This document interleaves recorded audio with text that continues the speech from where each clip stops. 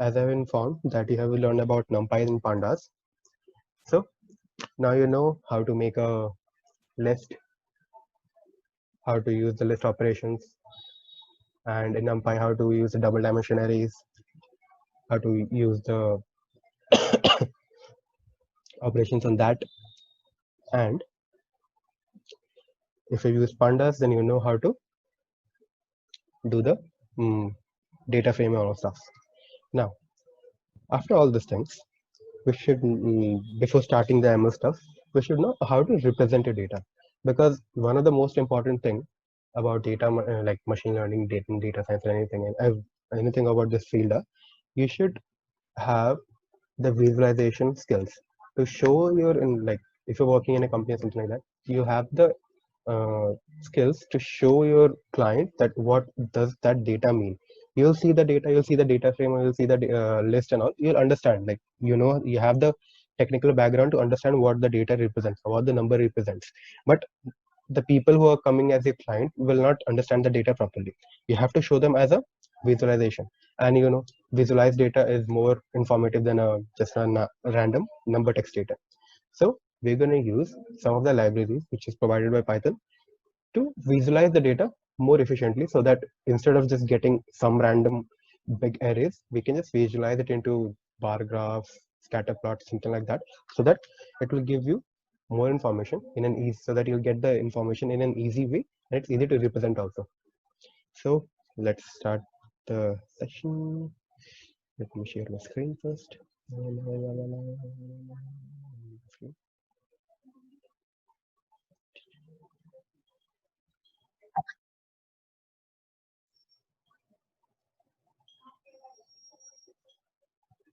Otherwise, this.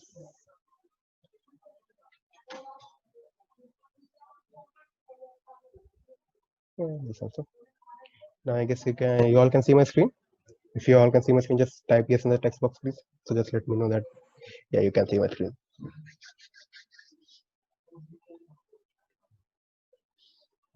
Yes, I'm on the same screen. Cool. Now, so Matplotlib. So before starting the, okay, one more text. Let's see what it is. Okay, yes, thank you. So before starting any topic, the formality of reading their definition. So Matplotlib is a plotting library for the Python programming languages, and it's numerical mathematics extension for NumPy. So as you know, NumPy is a Python library that is built on C++, and Matplotlib is a Python library that is built on NumPy. So it's directly using the functionalities of a NumPy library. So it provided the object-oriented APIs for embedding plots or graphs or any general purpose graphical toolkits, like you can use Painter, Qt, GTK. Is there anything else? PyQt, Pygame also. It's kind of a representation library, but it's more mainly used for gaming. So these are the applications. So some of the major pros of Matplotlib. It's really easy to get started for multiple, like simple plots. The syntax is really easy. So you have support for custom labels also, like the type of labels that you want for on the graphs. It's completely customizable, and you have great control for every element in the figure.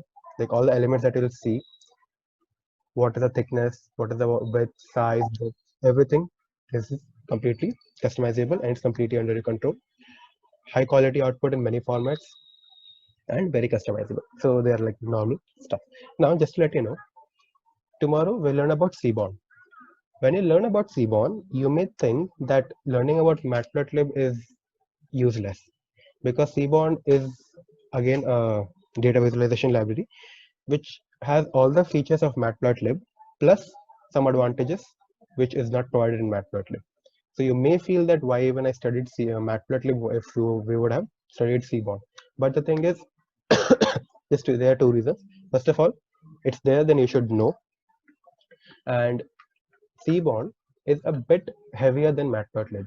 So if you're trying to make a graph, like a similar graph, it will take like a fraction of second more time in Seaborn as compared to in Matplotlib, because Matplotlib is really concise. It doesn't give you so much of that much of customization as much Seaborn gives. So it is a bit easy to implement, and it easy to like what execute. So tomorrow we'll see about CMON. Today it's going to be matplotlib. So to use any library, we're going to use for the import function. So import matplotlib plus pyplot as PLT. So you can give any alias you want, but most of the time, if you're using the matplotlib pyplot, we use the PLT alias. Now there is one line that you can see, which is matplotlib inline. So this is basically only for the people who are using Jupyter. So what exactly this thing does is, first it makes sure that even if you don't write, because one thing happens is when you just describe all the things that you want it in a graph, you have to write one line which is known as plt.show to show the graph, because before that all the graph is ready, but it's stored in a RAM. It's not gonna display on your screen. So plt.show will take that graph from your RAM and just show it on the screen. But there are times when you don't want to write that PLT show again and again and again. You just want to like execute see the graph as it is, like at that very moment. If you don't want to write the PLT.show, you can use matplotlib inline, percentage matplotlib inline. So even though you'll not use the PLT.show line, it will execute. And one more thing, if you'll not use the matplotlib inline, there are chances that the graph that you will get will be a pop-up graph. Like instead of getting this into a output screen, it will make a new window and the graph will be shown there. So you don't want that also. If you do want that, you can just remove the matplotlib inline and make it as in a proper window. But most generally, we don't want the pop-up to be there. So these are the two things. And by the way, matplotlib inline is only for Jupyter notebooks. If you're using anything else like VS Code or Spider or PyCharm, it's not for you. For that, you have to write the plt.show.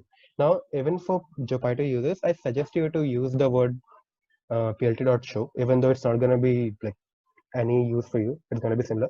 But the thing is, it makes your habit. Like if you're not using plt.show, suddenly you have to work in any other ID, and then you found out like you are not getting the graph. There can be a chance like you just missed the plt.show line because you haven't used it. Like you never used it. Now you're using a new ID, but you're not noticing it because you have never used it. So just use the plt.show every time you want. So we'll go through some of the plots which is provided by matplotlib. So the first one is a scatter plot. So before that scatter plot, we're gonna make some numpy arrays to show that plot. Now we'll make some normal numpy arrays. So x is equal to np.arrange 0 to 10, y is equal to np.arrange 11 to 21. So it will give you the value. It will give you two numpy arrays x and y having the numbers. X will have 0 to 10, y will have 11 to 21. Now you can see, and we'll make two more arrays, which is a is equal to np.arrange 40 to 50, b is equal to np.arrange 50 to 60. So a will have numbers from 40 to 50, which will have only 40 to 49, because all the time we'll see in all the functions they exclude the endpoint and they include the starting point, they exclude the endpoint. Now b has 51 to 59. So how to make a scatter plot? A scatter plot is just like you have an axis and you're, for each and every data point that you have, which is the x and y pair, you're plotting a dot there, dot or whatever you want to do. So for that, what we have to write, we will use the word plt.scatter. The scatter is a function provided by matplotlib. We just provide plt.scatter and provide the data a and b. So a and b has been provided. A is for the x-axis, y is for the y-axis. And if you're using the Jupyter notebook, there's one more functionality that you can use. You can just go at the end of the scatter and press Shift Tab. Then if you press Shift Tab, you'll get all the documentation which is present in Jupyter notebook for plt.scatter. So you'll get to know what all parameters that you can provide for scatter. There are so many things: x, y, s, c, s for size, c for the color you want, the marker, the c map, which is known as the color map. So there are so many things, and the whole documentation, like what all these things does. So if you forgot the stuff, you can just go and check the documentation. It's there right in front of you in the Jupyter notebooks. So currently we're not using any like fancy parameters. So plt.scatter will provide the value of x as a and the value of y is b. Now to given, now if you remove this thing also, like x-axis, y-axis label also, your graph is ready. Okay, sorry, what I did, x and y must be the same size. I haven't executed x and y. Okay, so so now you can see your graph is ready. So the x-axis should be x-axis from 40 to 50. So you can see the x-axis is from 40 to 44. Now it depends on the scaling, that how much of number you gave. Now there's one more benefit of matplotlib. You do not have to take care of how the axis will pan out. If the axis is big, it will squeeze the numbers to like 40 to 45 and 50 big steps. If the numbers are not big enough, then 40, 41, 42, it will move it far enough. So you do not have to take care of the scaling. Now the scatter has been done. For x-axis, we have the value for 40 to 49, and for y value, you have the 50 to 59. Then all the points that you have, 40 and 50, it's been plotted. 40 and 50, it's there. 41, 50, 41, 51 is there. Third is the 42 and 52. Fourth is 43 and 53. It's there. Now, to make it more informative, what we can do? We provided some of the answers. What is this? Now, we provide some of the information, which is x label. X label just gives the name of the x-axis. Y label gives the name of the y-axis. And title gives the name of the whole graph. So if I execute this, you'll get the same graph, but the name of x-axis is x-axis, the name of y-axis is y-axis, and the name of the whole graph is my graph. So this is the scatter plot. Now you can also make a plot graph. Now scatter plot has different scatters. Like you'll have one different data, like what pair plots, pair, which is of x and y pair. Now if you want to make a line of that, if you want to see that, you see now that quadratic equation as a parabola or something like that. So if you use scatter plot, you'll have exact points. You need a line between them. So for that we use a PLT plot. So how to exactly use a PLT plot is exactly what you use using scatter. So instead of scatter, we just write plt.plot. We provided x and y. Now here we are just checking out all the new things that plot allows us to do. Now x and y is easily understandable, x and y. Now before that, we just made y is equal to x square, so that we'll get a curve graph. Now you're providing r star. Now what exactly is r star? So the third parameter tells you, if I'll show you what exactly the third parameter is. The third parameter is the argument. They are the arguments. So the arguments, the third one is the color and what kind of scatter point you want, or what kind of marker you want in your graph. Because the data will have some kind of markers, like you have this marker. So what plot will do, it will just take the line and join all these points. These points will stay. It's not like the points will go off. The points will stay only. But in between you have lines. Now, what exact shape of marker you want? So currently I have given star. So you can see the star symbols are there for all the points. If I'll give O. Okay, I haven't executed this line. What I did wrong here. Let me just execute this one. Okay, cool. So RO. Now the plots that we had are of 0 symbol. Now if you want to use something like dash is available. Okay, dash is available, but you can see it's not visible because the line width is like overlapping with the line is only overlapping with the dashes that you made. Like you can make random symbols if you want. The one which is allowed. If I'll use dollar, error, because dollar is not allowed. So you have to take care of which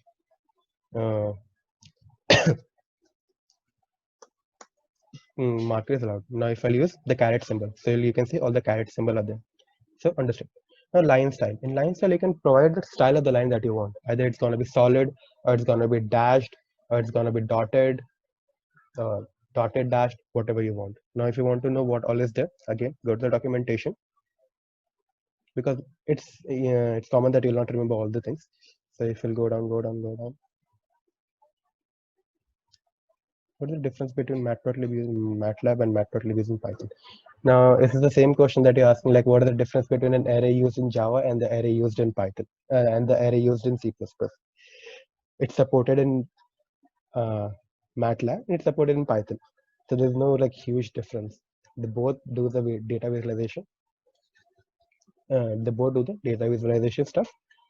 Matplotlib in MATLAB is used for the visualization in MATLAB, and this is used in Python. Cool. Now, if I'll go down, let me see what all things are there. And I'm pakka sure that I'll not find it, because when I'll try to find something, I'll not find it. Okay, so these are characters for the line style, which is solid, dashed, dash dot, and dotted. So we have seen solid. Okay, let's see dashed. D-A-S-H-E-D, dashed. So these are the dashed lines. Okay, the caret looks a bit bad, so make it a star only. The dashed line. Now line width. Line width stands for the width of the line. So make it smaller, make it bigger, whatever. Marker size is the size of the marker that you want. If it's bigger, then the bigger the marker size. If it's smaller, the smaller the marker size. Now you can see this marker size is really, really small. Make it visible at least to make it 10. So you can see the marker size is a bit increased compared to previous. That is plot. Now we'll create subplots. Why exactly we use subplots? Subplot is used when we want to show more than one graph in a single canvas. Like you can see, you can print more than one graph by writing what you write one more graph, that's fine. But if you want to show like 2 or 3 or 4 graphs in a single canvas, this is a single canvas. Like you execute this code, you'll get one canvas. But what you want to write a code to print 4 graphs in a single canvas. For that, we use subplots. What exactly subplot does? It takes your canvas, or takes your output screen, divided into like columns, like table and columns, and place your answers, like place your graphs there. So how to create a subplot? So create a subplot, we write plt.subplot, and we provide the number of rows and the number of columns, and then what exact position you want your first graph to be in. Now you can see plt.subplot, and there is 2 and 2. It means 2 rows and 2 columns. So we are making a subplot with 2 rows and 2 columns. Now we can see the output is 2 rows and 2 columns. Now it takes the numbering as row major. It means if you have made 2 rows and 2 columns, so the first is this, second is this, third is this, and fourth is this. So what we're doing, plt.subplot, 2 rows and 2 columns, and for the first position, we need to plot a graph having an x and y value and r star dash. It means the color will be red, star will be the marker, and dashed line, which is a not a dash line, like the continuous line. 1 dash stands for solid line. If it's 2 dash, it stands for dashed line. So r star dash. So this particular graph will be printed in the first place. Now again, you have to write subplot. Like for each and every print of the graph, you have to write plt.subplot and specify where exactly you want to place the graph.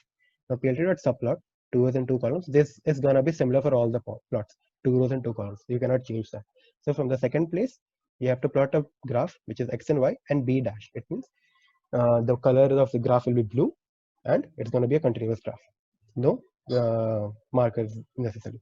So the third one, which is 2 to 2 to 3, it means the third graph will have the x and y value, but with g star dash. It means the color will be green, points will be in star value, and a solid line. 2 to 4 will have a yellow bar, continuous. So if I'll execute this thing, you'll get 4 different graphs in a single canvas. If I change something, like instead of the 4th graph, I don't want yellow, I want red. It's red here. Execute it. So for the 4th graph, you got red. If you want blue here, you can add blue. So if you're changing in one of the graph, it's not going to affect any of the other graph. They are individually explicit. They are not dependent on each other. They are just placed on the same graph. That's it. Now, you understood about this. Now, what we can do, we are not limited upon just only straight graph or small curve graph. You can make complex graph also. You can make a sine curve. You can make a cos curve or tan curve, any curve you want. Now, we're using the NumPy function np.pi. np.pi gives you the value of pi till like 10 decimal places. You can count what decimal places it is. So np.pi gives the value of pi. So what we're doing, we are making np.arrange. It means we're making a list from 0 till 4 pi. Now we are making a list of x and y.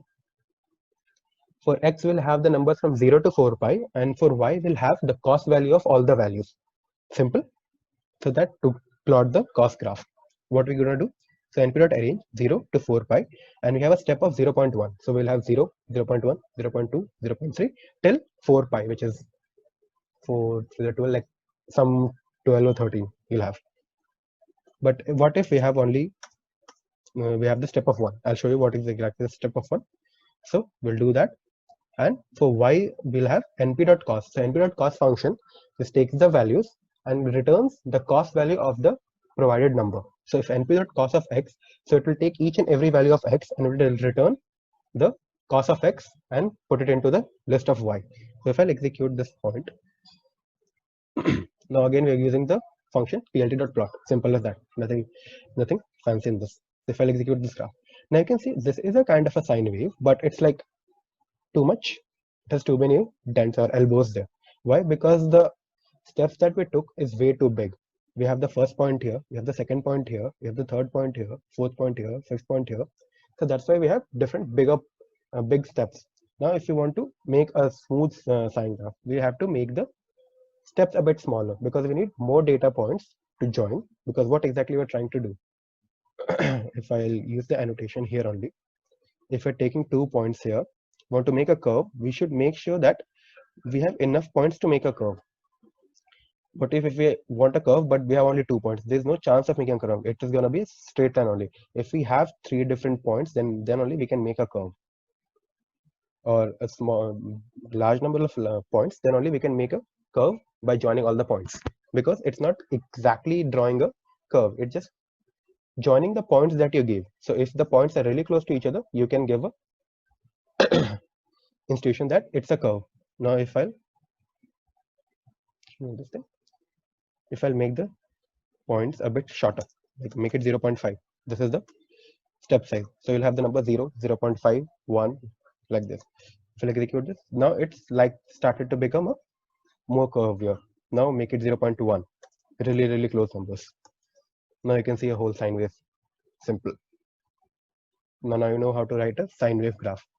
Now you're gonna just for revision, we're gonna use the sine wave, we're gonna use make the cost wave also, and we're gonna use the thing that we read about, the subplots, to show 2 graphs, one showing the sine wave, one showing the cost wave.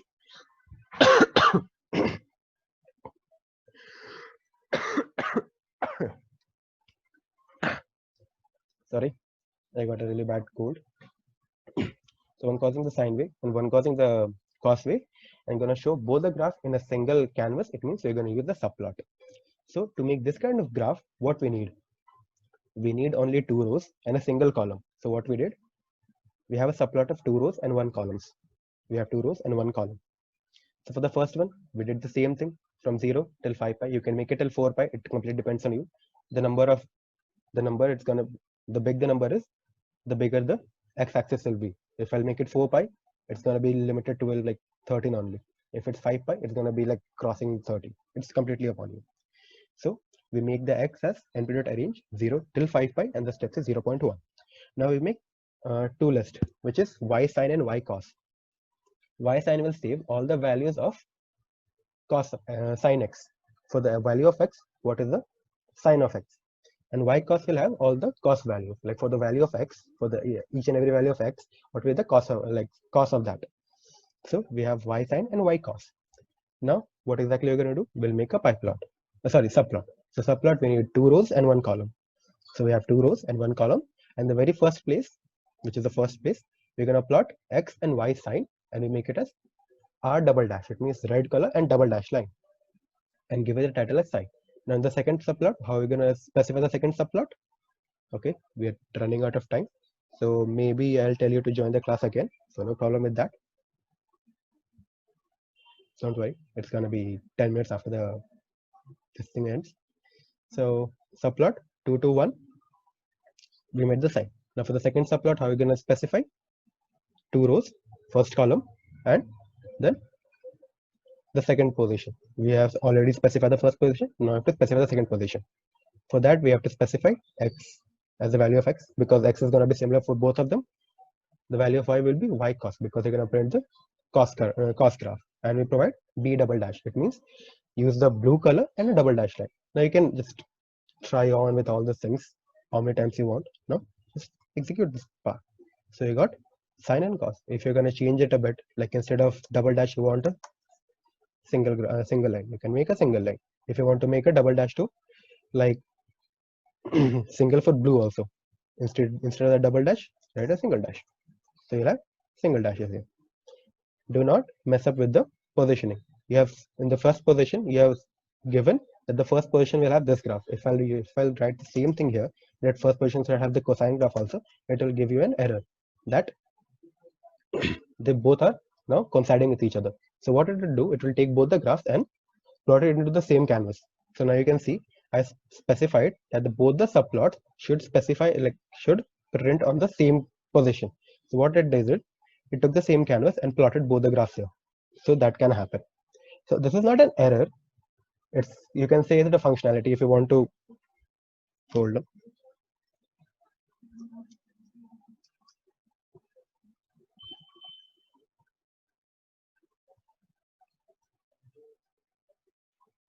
I want to damage my laptop.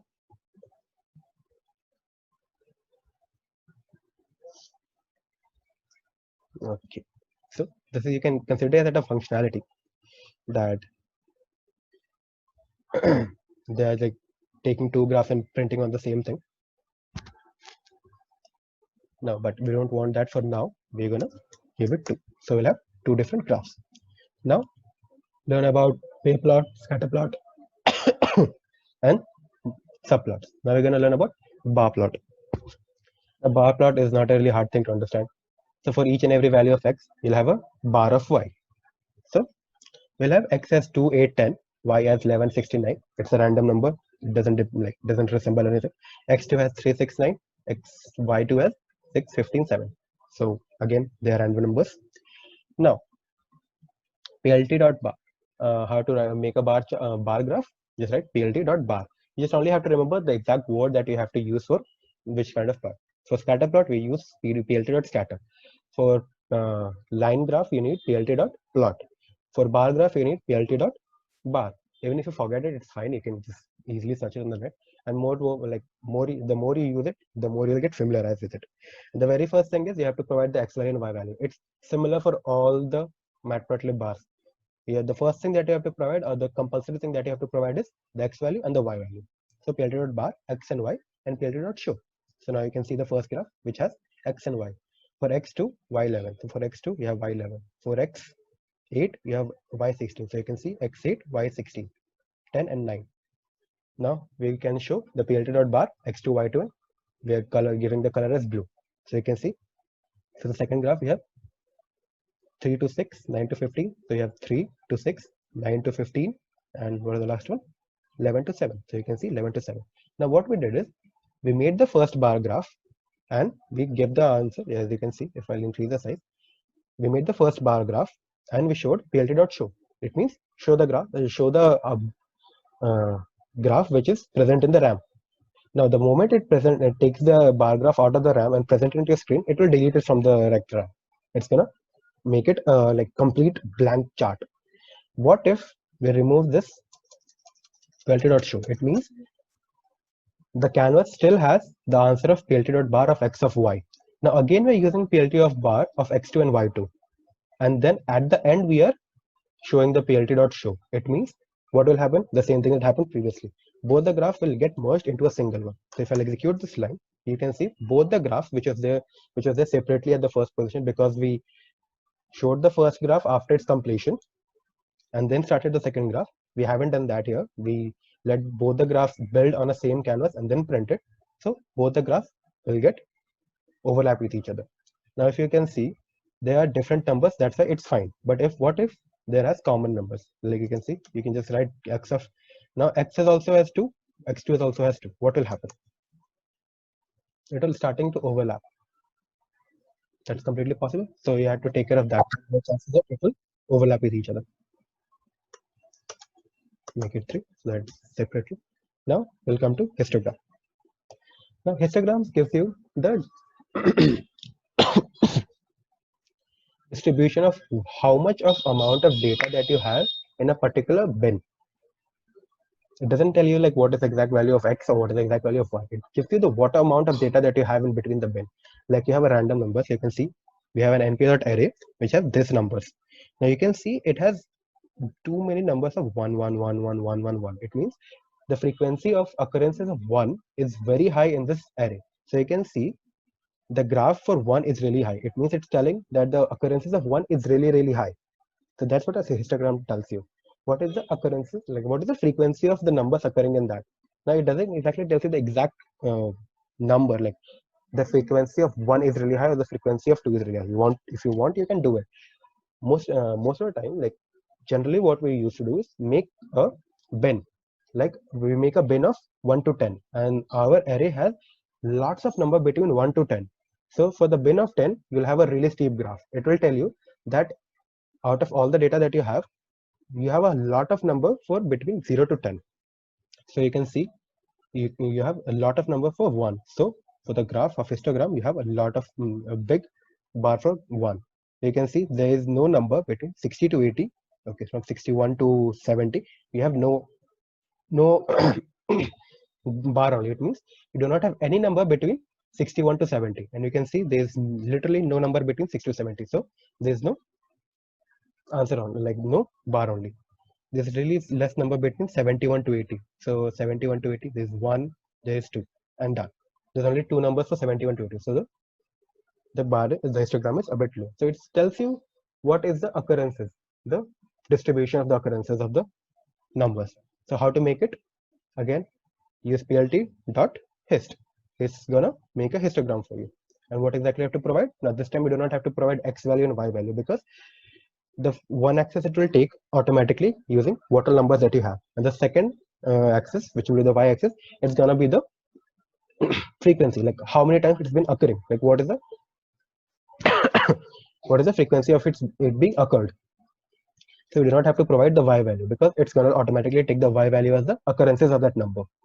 Do not try to even provide that. If I go and try to provide that, it's gonna give you an error that it's not gonna expect any y value, because the y value is automatically set for the frequency. So the histogram is this. Now, if I'll change some numbers, like instead of so many ones, I'll increase the number for 70, like 70, 70, 76, 76, 73. So now the histogram will change, and the number between 70 will have a higher value. So it's completely depending upon the bins. Now, even in hist, you can see what all things that you can provide. Now here you go for the bins. Now bins, you can specify what size of bin you want. Is as default you have the value of bin as 10. So it will check what is the frequency of numbers between 0 to 10, 10 to 20, 20 to 30. If you want the bins to be smaller, like what is the frequency between 0 to 5, number between 0 to 5, 5 to 10, you can make it smaller depending upon you. Now there's less than 1 minute left, so I'll host one more session which will take like only 10 minutes. So I suggest all of you to just come back again and let's finish this fast. And after that, if you have any doubt, you can ask me there only. So you understood about histograms. Now I have only two things that you have to see, which is a box plot. The box plot is a really important thing that you should have, that you should know what exactly a box plot represents, because when you're going to use stuff in machine learning or data science, box plots gives you a lot of information. Now, what exactly a box plot gives you? Now we have a data. Now the data that we specialize, like we initialize, is you can find it a bit complex. Now we're using np.random. Random function is going to take random values from places. Like you specify the value 0 to whatever, and it's going to take random values. So np.random dot normal. So dot normal tells you that the numbers that you're going to have will be in a normal distribution. The normal distribution stands for the numbers which are, we will take all the numbers, make a sum of, like make a mean of it, you'll get a value 0, and if you try to find out the standard deviation, you will get a value of 1. So any distribution which have the value as the mean of 0 and the value of standard deviation of 1 is a normal distribution. So for that, we are making a data from 0 till STD. Now STD is gonna range from 0 to 4. Now that means the data that you'll have will have 4 different graphs. 1, 2, and 3. So 3 different graphs. So for first time we'll have a data ranging from 0 to 1, and you have 100 numbers between 0 to 1. Second time we'll have 0 to 2, because range is starting from 0, 1 to 4. So second time it's gonna be have 2. So it's gonna grow from 0 to 2, and gonna have 100 different numbers. Third time 3. So 0 to 3, 100 different numbers. Now to plot a box plot, again box plot, we provided the data. Now this time we do not have to provide the x-axis and y-axis. Just provide the data, the whole data that you have, which is the data. And the data has 3 different rows. As if I'll print the data, you can have first data, which is the first value. If I'll only remove it, range from 1 to 2, make it a bit simple. Now, very simple. The data is really simple. You only have random numbers which are distributed in a normal distribution from 0 to 1. So you can see all the numbers are there. So 0 to 1, and you have random normal numbers. And random normal numbers most of the numbers of the random numbers are shared between -1 to 1, which is 67%, and -2 to 2 is 97%. So this is all the mathematics terms of statistics. So if you're not exactly understanding what exactly these things are, it's fine. No need to exactly understand what thing is going on, because it's complete statistics. So how to plot a box plot? So plot a box plot, we're going to use the function plt.boxplot. Okay, we provide the whole data. We don't have to provide x-axis and y-axis. They're going to take care of all the things. You have to provide the data, which is there's going to be a numpy array. So we provide the data. Now vertical false, we can remove this for now. Provide box plot. Okay, the box plot is there. Now you can see a box plot is just a box plot having 2 tentacles out of this. So what exactly that tells it? So box plot gives the output as for a distribution of data. It means it's not telling output for one value, two value. You have 100 values, 200 values, and for that they're providing a distribution. What exact distribution that you have? So this particular line, the lowest line, gives you the minimum value. That what is the minimum value for your whole distribution? Like you have 100 numbers, what is the minimum value? So the minimum value is -2, somewhere -2. This one tells you the maximum value. What is the maximum value that you're getting is the whole distribution of 100 or 200 values. For in this we have 100 values. For the whole 100 values, what is the maximum number, which is 2 point something. Now this box, this particular below the starting of the box tells you the 25th percentile of the distribution. The middle line gives you the 50th percentile of the distribution.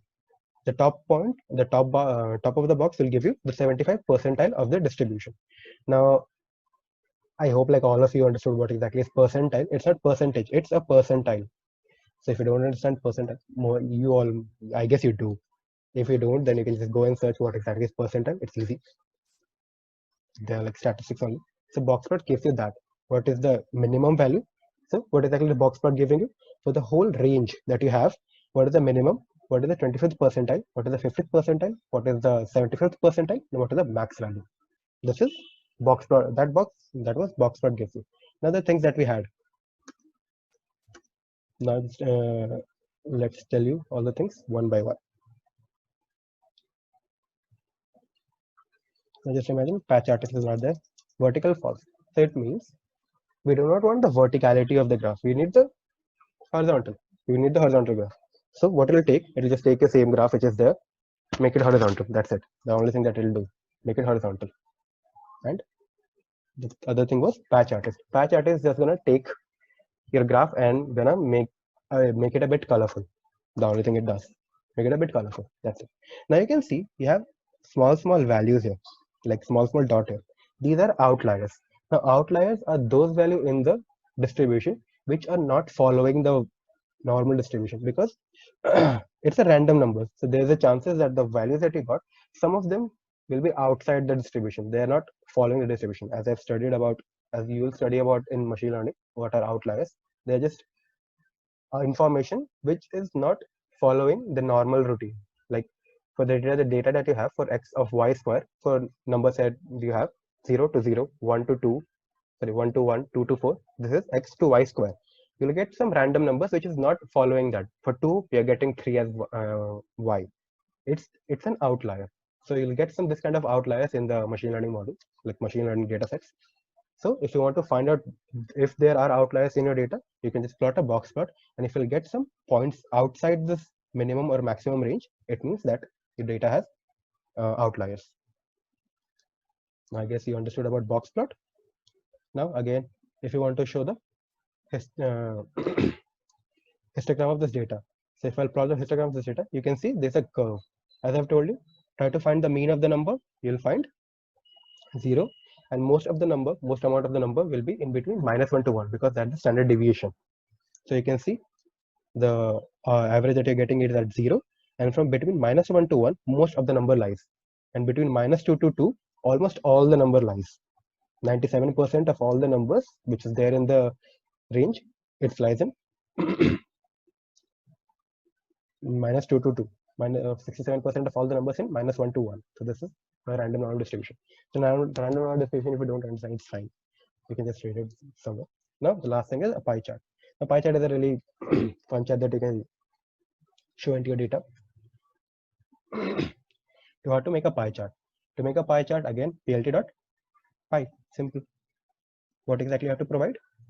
First thing that you have to provide is the value that you want it to be here. Okay, so we have sizes as 205, 130, 45, and 210. They're random numbers, you do not have to think about that. Sizes. Now I'll tell you about explode, sliver, and colors slowly. But first, sizes. So it will tell you what all sizes that you're going to print. So sizes are 215, 130, 245, and 210. So all these things are going to be plotted into a pie chart. Pie chart has a circular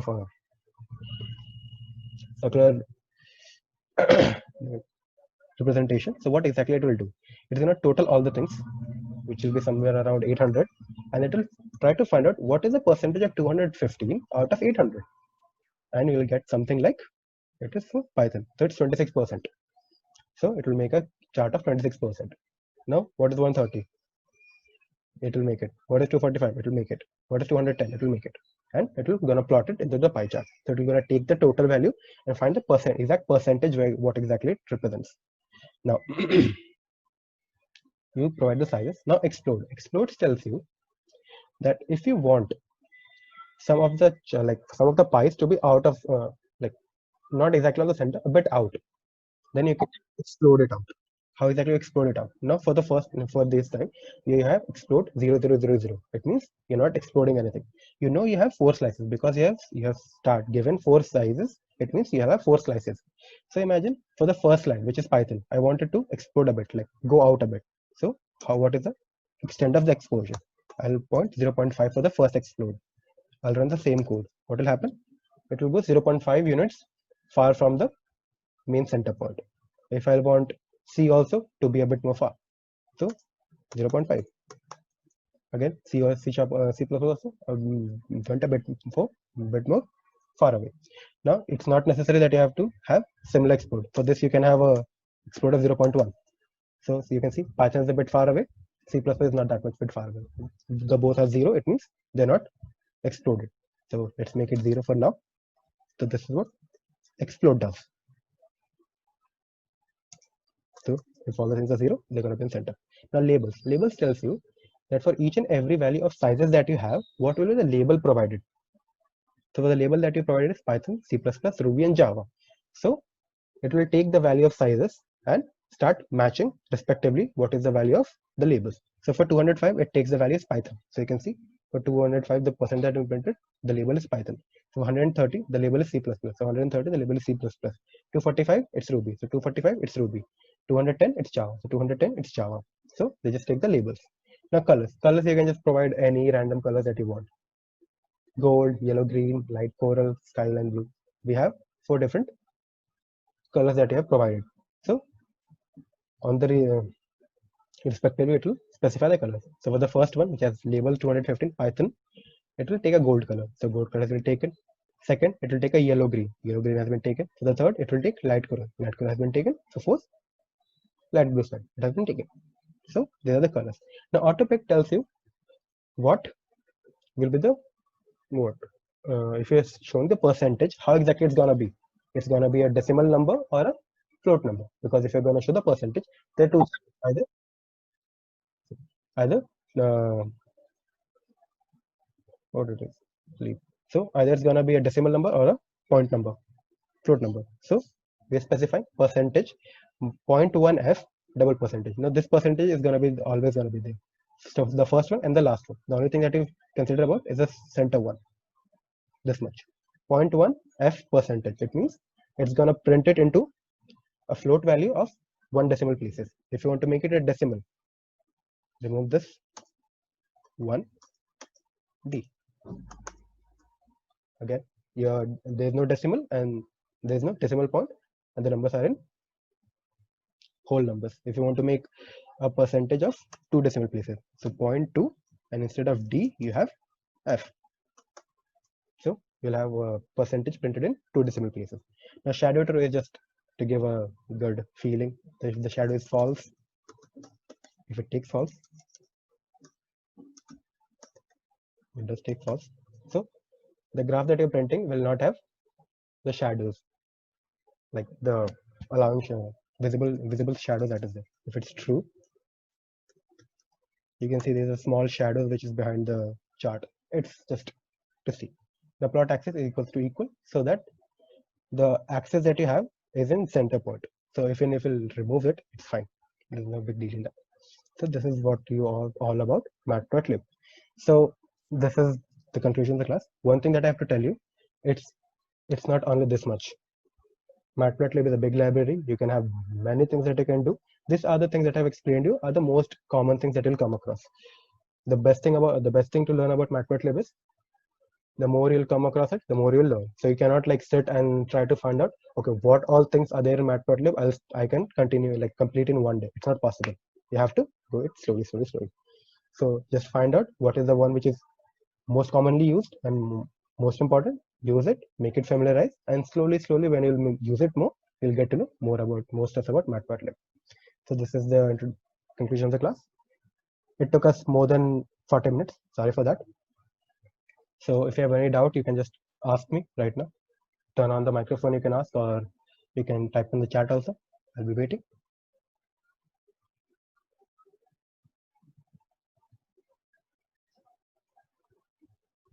And if you have no doubts, you can just write thank you in the chat box or something, anything you want.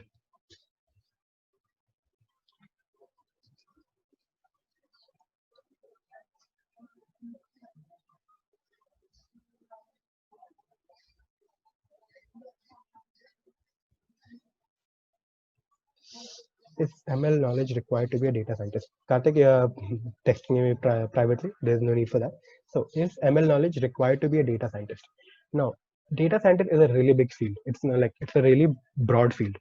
You're gonna work in EI field also, ML field also, DL field also. So, if you have ML knowledge, it's gonna be really helpful for you because you know that the data that you know what is a data scientist. It's gonna handle the data. So, if you know what kind of ML procedure your data is going to go through, you'll make sure that the data that you're providing will satisfy all the conditions. So if you'll have the ML knowledge, it's going to be really useful for you. That's it.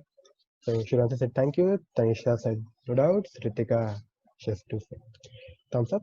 Good.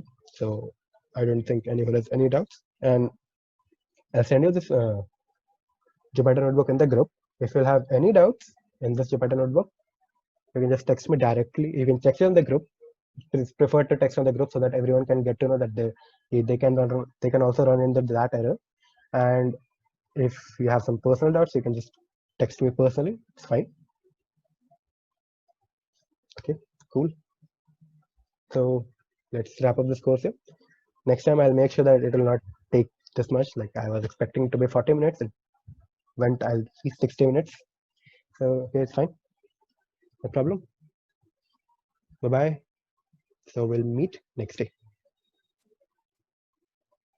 So let's stop the share and end the session.